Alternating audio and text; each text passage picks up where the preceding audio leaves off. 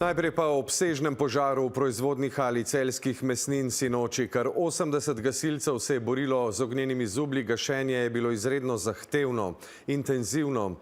Na požarišču so morali ostati še celo dopoldne. Veliko nevarnost je namreč pomenila konstrukcija pogorelega objekta, ki je popustila.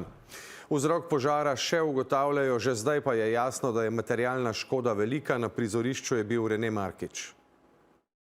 Takole še danes na prizorišču policija in gasilci.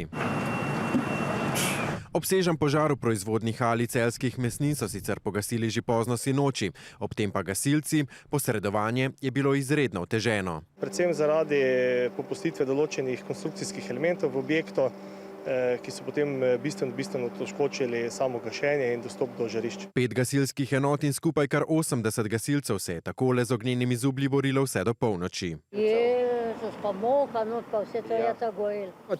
Bilo je polno gasilcev, ja. Sam ne vem pa nič točno, kaj se je dogajalo. Pa ste kaj slišali, je bil velik požar? Boje, ja.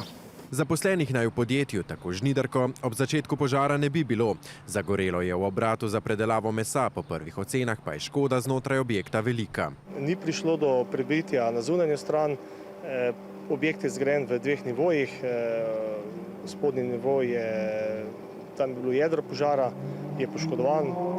Zgornji nivo je tudi poškodovan.